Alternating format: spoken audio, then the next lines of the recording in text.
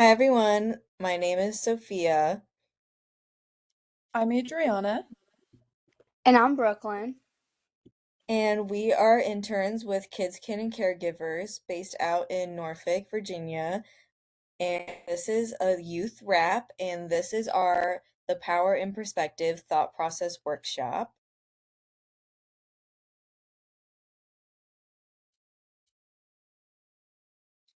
So, as per usual, we are gonna get into our icebreaker, and then what causes and kind of shapes our thoughts, and then we're gonna go into some different kinds of mindsets that one could have, how that could affect your feelings and then your behavior. Then we're gonna look at a scenario to kind of help it feel more, a little bit more real, and really help grasp again just the difference between feelings and how they affect your behavior, and then the specific effects of a negative mindset because there's some unique challenges that can come with that. Then we're going to look at some tips and tricks, and then our clip and activity.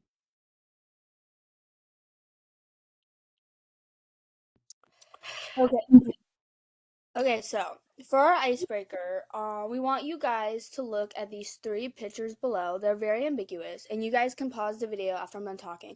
So just look at the three pictures and just kind of think about what you see. So the point of this is because each of these three pictures are kind of ambiguous, and even though it is of something, everybody, when they look at this, can kind of see something different. So it's just kind of getting you guys thinking about perspective and the power of it.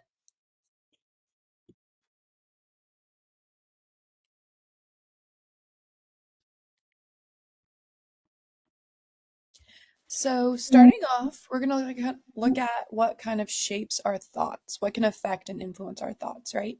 So, if you want to take a second, pause, and consider what can impact your thoughts, right? So, yes, there are some things already on the screen, but maybe you can come up with some more, or maybe you even can come up with some examples to some of the factors on the screen. So, again, you can take a second, think about it, discuss if you're watching with someone. So there are various factors that can influence your thoughts, right? Sometimes it can be from us. Other times it may be an intrusive thought, which just means maybe a thought that just pops in your mind that you don't agree with, right? It's unwanted. Or it can be influenced by an outside factor, right? So can look at biology, your hormones, or genetics. So a great example of that is when you're going through puberty. Sometimes hormones and different things that are going on inside your body can influence, the way you see yourself. Maybe you're a little bit more emotional at times. Maybe you're a little bit more angry than you used to be. And that can influence the way, yeah, you see yourself, others, what you think. And the environment and your upbringing can impact your thoughts, right? So, what your family believed is what can shape what you believe about, again, others, other groups, other people, situations. Your friends, your family can also, of course, influence that. Personal experiences. We all have different things that we go through that can create biases, and just whether positive or negative. And yeah, that can just shape what we think. And then also from our last presentation, which if you haven't watched, you can go back and look at, on media and how that impacts our emotions. But yeah, media, TV, film, music, social media can influence what we think and what we feel. And so, something that's important to consider when looking at what impacts your thoughts is automatic versus controlled processing, right? So, automatic just means thoughts that are fast, they're unconscious, it doesn't take effort. And controlled just means that it takes more effort, it's slow, and it's conscious. So, automatic, this can look like seeing someone in class with their head down. You might automatically think they're lazy or they don't care about school. Maybe you think they stayed up late playing video games, right?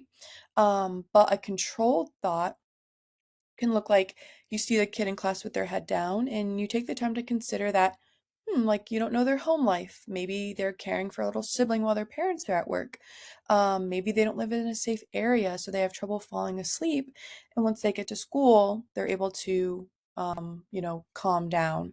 And so when an automatic thought comes, before readily believing it, consider taking the time to yeah, just consider what other alternatives may also be true. And we also just wanted to put a disclaimer that you are not your thoughts, right? Not all the time. So sometimes, again, your thoughts do come from you and what you think, but sometimes they also can be passing mental events, not absolute facts, not indicative of reality. So sometimes you need to recognize a thought, observe it, and let it go.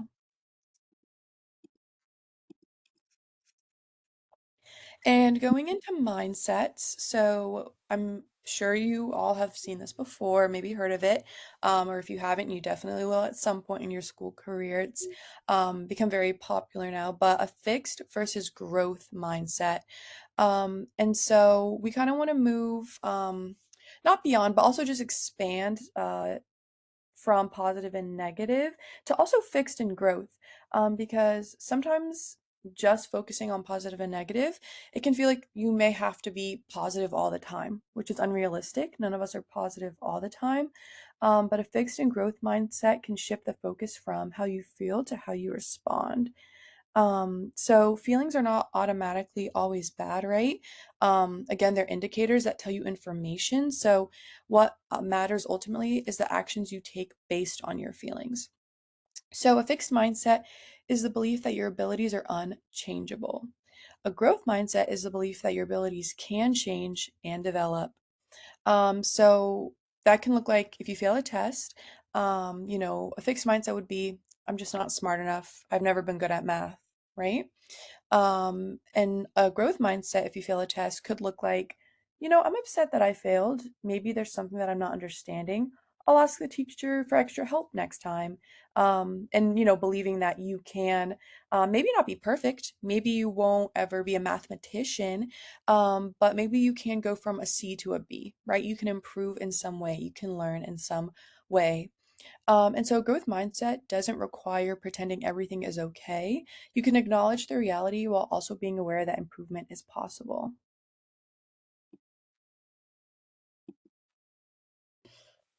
So now we're going to talk about how thoughts shape feelings and behavior.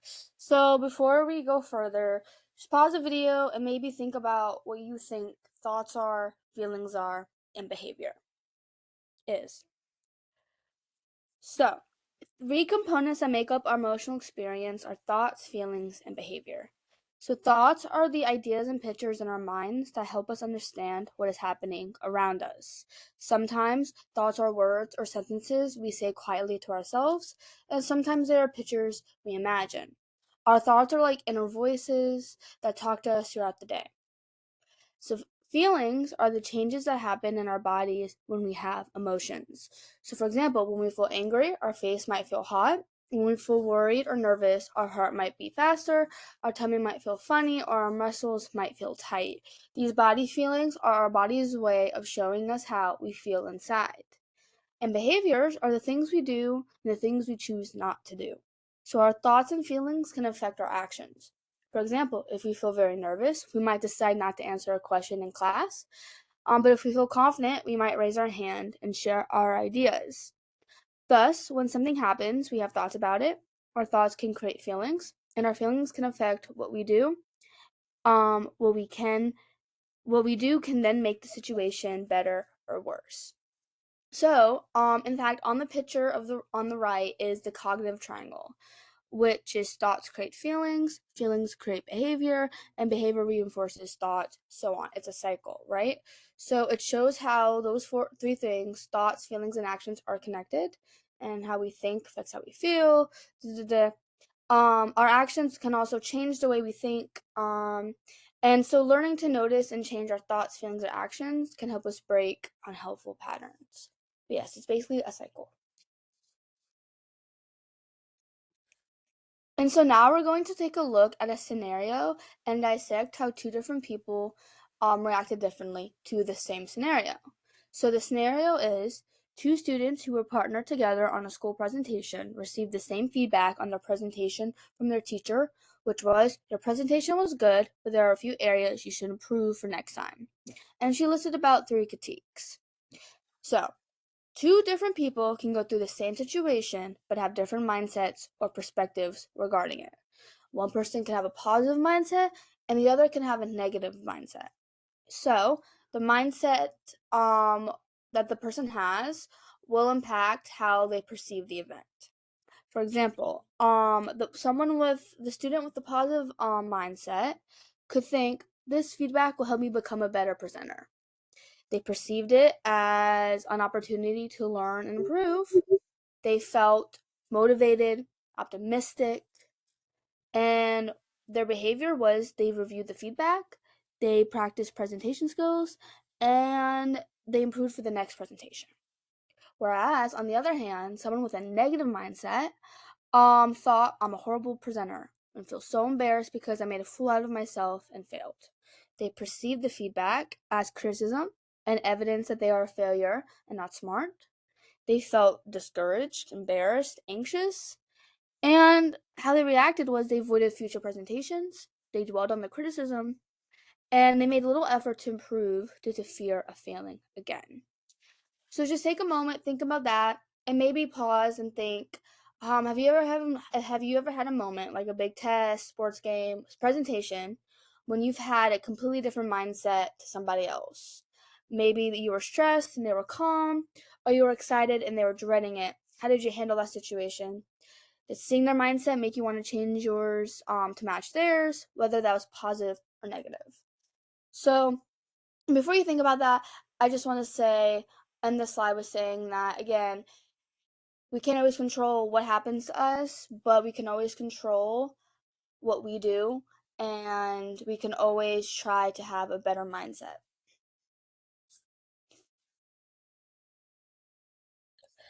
So now we're going to get into the effects of what a long-term negative mindset can have on a person, both mentally, physically, and socially. First, we're going to get into what the negative mindset can have on someone mentally. So, first, when someone has a negative mindset all the time, mentally, it's going to have you perceive more experiences as threatening, and that can lead to a lot of helplessness and hopelessness. It's going to start reinforcing more negative thoughts that come into your mind.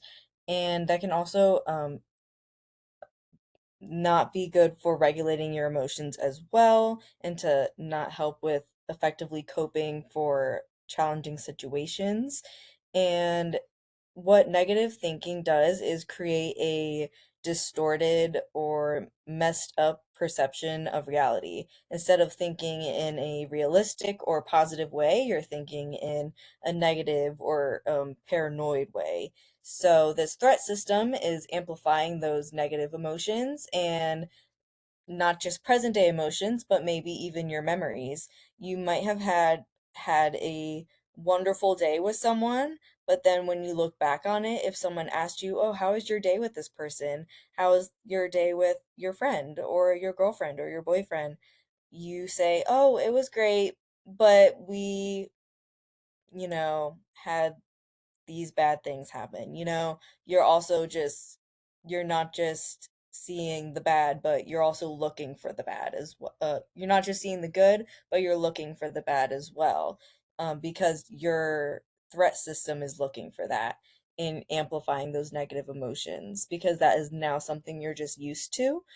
And so with the negative emotions, the negative thinking, that the long-term negative thinking, it's hard to think rationally. So it's harder to find the positive, and it's harder to find your realistic solutions as well. And that can lead, all of these effects can lead to a lot of frustration, a lot of defeat, and then you might have a lot of anxiety symptoms, depression symptoms. You might feel sad a lot more often as well. And then leading on to the physical symptoms, the main thing we wanted to talk about was cortisol, which is our primary stress hormone. If you are thinking long term in these negative mindsets, your cortisol reactions are going to be different than someone who does not think negatively all the time. So that just means you're going to get stressed out faster and maybe more than someone who thinks more optimistically, because your cortisol is raised. It's more increased because you're in this constant state of threat. Your mind is in this constant state of threat, which means your body is going to be in a constant state of threat. And this can also lead to some cardiovascular concern.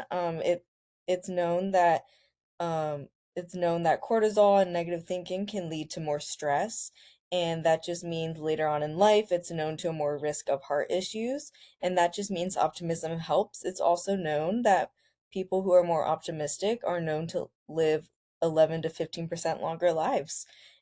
And I also wanted to reiterate that, a negative mindset might lead to some sleep disturbance. We know that negative mindsets might lead to a lot of anxiety, a lot of overthinking. And so that might lead to some overthinking at the nighttime, because that's when a lot of, no distractions might happen for someone. And that just might be the best time to overthink all of the negative things throughout the day. The last thing we wanted to talk about in the effects is social and sociability. And when it comes to sociability, there are like the two main effects, where one, if you are someone or there's someone around you that is always negative all the time, that just might not be someone that you might want to hang out with all the time. Or you in general might not be someone would want to hang out with all the time if you're just always finding the negative in everything, or they are just always finding the negative in everything. And then the other side of it is that it might be hard for you to find friends because you are always finding the negative in them, or you are always trying, or you are in that fixed mindset. For example, maybe you were maybe going on a date with someone for the first time, and then the tiniest thing happened with them, and then all of the sudden you thought to yourself, "Oh, this went terrible. I'm never going to go out with someone again." And that would be a growth mindset instead of a fixed mindset. And then another thing with sociability would be your self-esteem.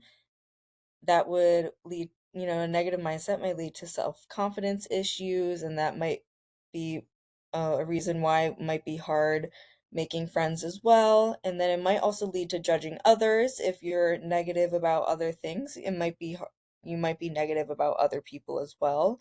And then as well, with the other examples we have talked about, there might lead to a lot of trouble in school or work, because you might have that fixed mindset as well. And so jumping off that, we're going to take a look at a short clip from the movie Meet the Robinsons that demonstrates the power and perspective and the effects of having a negative mindset. So as you watch, pay close attention to how Goob's belief directly shapes his behavior and how his perspective influences the choices he makes. End up like this? Well, it's a long and pitiful story about a young boy with a dream of winning a Little League championship. A dream that was ruined in the last inning. We lost by 1 run because of me. Get him! If I hadn't fallen asleep, I would have caught the ball, and we would have won.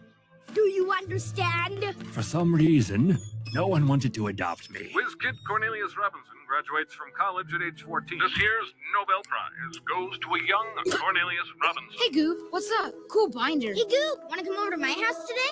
They all hated me. Eventually, they closed down the orphanage and everyone left, except me. Cornelius Robinson rebuilds inventor. Robinson, new name. Cornelius Robinson anymore. Cornelius Robinson is now working on it.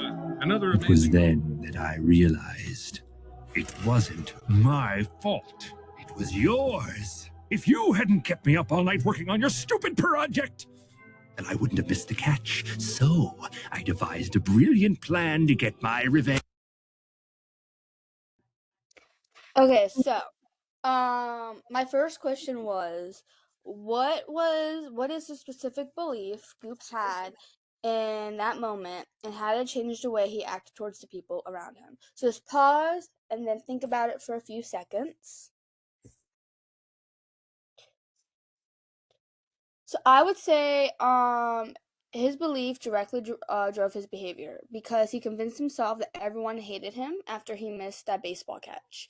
He completely shut down. So his negative perspective stopped him from forming social connections and making friends that were literally right in front of him, which is an example of sociability being affected, which Sophia talked about in the previous slide. So my second question is, do you think that his negative mindset played a role in him not getting adopted? If so, why?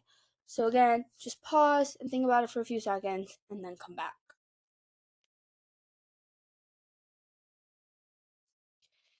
So I would say that it did. So it's important to try to genuinely keep a positive mindset, since hanging out with someone who is constantly negative or always finding the worst in every situation can be a lot and drain the room.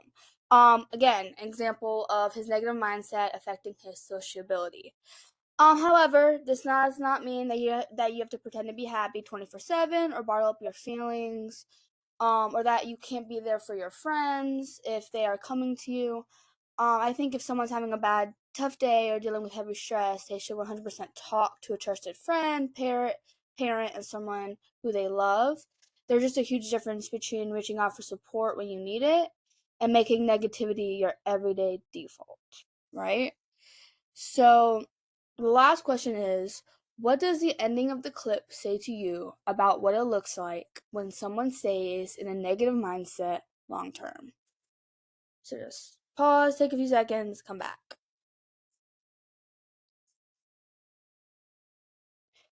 So I would say that holding on to a negative mindset didn't just ruin his one afternoon, it stuck with him for years. And not only that, but it snowballed until he literally grew up to be a bad guy, right? The villain of this movie.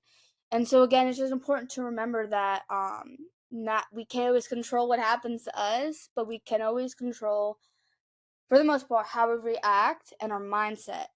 Um we can always choose to be better. We can always control who we are. So the way we choose to perceive our setbacks today can slowly build the kind of person we become tomorrow. Just a good reminder. So now we're gonna get into some tips and tricks to try and help with a negative mindset, either if that's just a negative mindset that's temporary or one that's long term. First, we're gonna go into a little bit of cognitive behavioral therapy, which is the most known and effective way to help with a negative mindset, especially one that, if you believe, is taking over your everyday life and it's affecting the way you act, affecting your emotions in a really detrimental way. Please make sure you go to a trusted adult, a trusted friend that could then guide you to a trusted adult to maybe get you into cognitive behavioral therapy. One thing that they do in cognitive behavioral therapy that helps with a negative mindset is they will help guide you. And this is also something you do at home, but they will help guide you notice negative, unhelpful thoughts. And then what you could do is check it. You can check this thought, examine it. Is this maybe an assumption that you are making? Is it a realistic thought that you are having? And then what you would do is replace it with maybe a more realistic thought, maybe a more positive thought. And so what you are doing here is you're taking this automatic negative thought, what Adriana had said previously about automatic thoughts, and then you're doing a more controlled thinking process. And so I put the example of, everyone hates me, to a more realistic thought of, I don't know what they're actually thinking. And that can be positive as well. I don't know what they're actually thinking. So they might just be thinking something else. They might just be thinking about themselves. So another thing, a great way to help with a negative mindset is practicing your gratitude.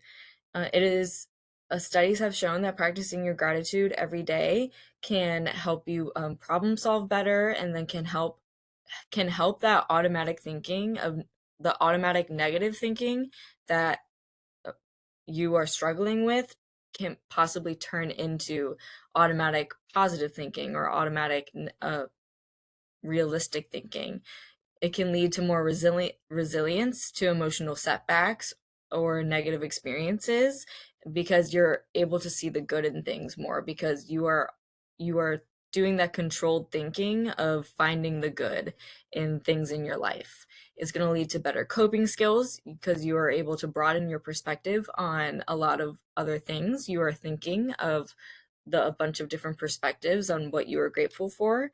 And so this can help also lowering your anxiety, your stress about a lot of things, as well as a lot of the physical benefits that happens when you are lowering your stress, lowering your anxiety, lowering all the overthinking that comes with negative thinking. And another positive of gratitude is that if you are expressing gratitude to others, they might express that back, and that's always a nice feeling. And then what we also wanted to talk about is burnt toast theory, and that is the theory itself is that you burnt your toast in the morning, and then now you have to take the time to redo your breakfast, but then maybe the time it took for you to redo your breakfast that saved you from a car accident because the time you did that, you would have had to drive, and then that time you got in a car accident. And so, burnt toast theory is essentially the setback or frustration. A setback or frustration can potentially lead to something more beneficial to you. And that is just reframing your mindset. That doesn't mean a frustration or a setback doesn't have to hurt. It doesn't have to feel bad because something really frustrating can be really frustrating, but you can feel it, you can let it go. And then you can see the positive in it as well. And then some other things I had put down here as well is self-care and caring for your anxiety and meditation. These are more of the things to help possibly distract you from negative thinking. In the top, we're thinking of things to help replace them. These are some things to help kind of just get you away from thinking itself. Self-care and just we self-care and meditation. We have other videos that include self-care and meditation in them as well if you want to go take a look at them. And so caring for your anxiety, you overthink a lot when you're in a negative thinking mind space. It's always good to care for your anxiety. Self-care, it's always good to make sure you're caring for yourself in all types of ways. And meditation, it's always a great way to make sure you are just getting out of your mind space and just taking a breather for yourself. And so we just want to take a moment here for an activity. We would be expressing our gratitude. As we had said before, it's a really great way to just broaden our perspective. So gratitude itself, it can be about thanking others. It can be about finding gratitude within ourselves. You can be thankful about Mother Nature, your divine power, or even just the little things. So take a moment to find a pen, a piece of paper, find a cup or a jar. Eventually, you can decorate a jar as well. And then you can either just write them down right now, or then you can rip or cut the paper up. And then write about 3 or 10 things you are grateful for, 3 to 10, or even more if you want. And then write them down, put them into the cup, and then either add one in every day. I personally like to just think of 3 things every day at the end of my day. And then whenever you're in that negative mindset, go and look at the things you are grateful for in this cup to just give yourself a little bit of a reminder.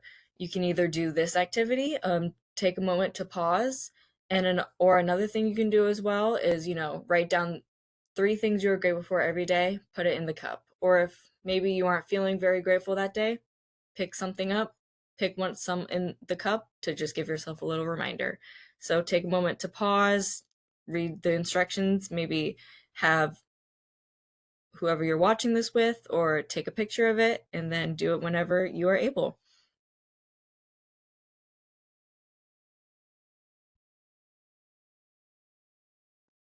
Alrighty, so thank you all for joining.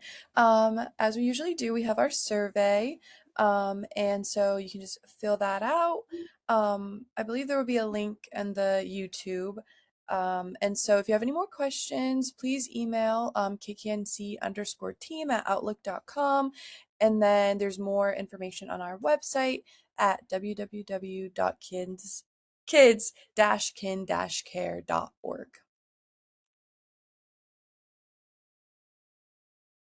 So yeah, thank you guys again so much.